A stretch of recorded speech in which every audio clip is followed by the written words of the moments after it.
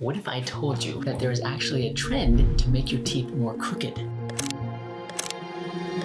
I learned about this trend recently and fascinated by it. Obviously, I'm an orthodontist. I love straight teeth and beautiful bites. I think it's important to see this trend and how it stacks up against the orthodontic profession. But an important question I think to ask before we get to that is, what is normal? If you had to guess, is crooked teeth normal? Or our straight teeth? That's what we compare to, especially in health, right? If something hurts, my body feels this way, or if my body looks this way, is that normal health? Normal health usually means good health. So the question, straight teeth, crooked teeth, which one is normal? The skeletal evidence that we have from like tens of thousands of years ago suggests people had some pretty straight teeth. Nowadays, when you go to less developed, less urban areas, you may see something like this, where teeth are a little bit straighter, fitting into people's mouths. It has been argued that the difference between tens of thousands of years ago to even less developed, less urban areas to very developed and very urban areas is diet. The kinds of food we eat, how much energy it took to eat it, all contributed to teeth wearing down, breaking down, the muscles, the jaws. That's a big argument these days. So although people tens of thousands of years ago appeared to have straighter teeth, they also had really worn down teeth, and it wasn't the big Hollywood smile that we see nowadays. And they spent a lot more time probably making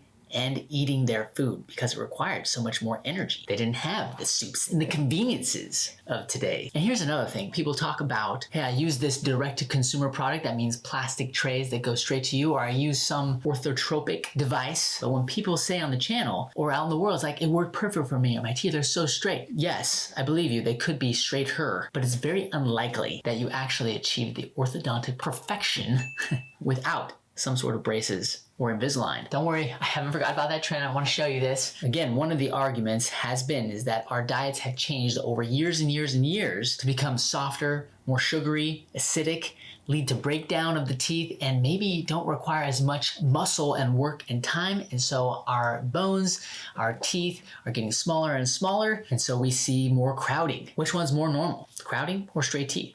Historically, it seems like straighter teeth might have been the norm. Nowadays, maybe crowding is more the norm. The majority of people have some degree of crowding. Usually, the crowding or the position of your teeth currently represent an equilibrium. Pressures from your cheeks, your tongue, your growing, your bones getting bigger, things like that all affect the teeth and their position, and the teeth try to reach those positions. So if you're going through major growing periods, you might expect that your teeth continue to change in their position. And then as we get older, we grow less, so maybe the changes take longer to happen. You know, teeth that are straight when you're 30 may end up being crooked by the time you're 50. Could be much faster. Crowded teeth, yeah, to some degree, you could argue that that's kind of normal. But at least in American culture, crowded teeth are less desirable. And most kiddos, even adults, go through the process of braces, Invisalign, headgear, expanders, all sorts of things to try and get your bite to fit together well and to have straight teeth. Here's the big reveal. That's not always the case. In places like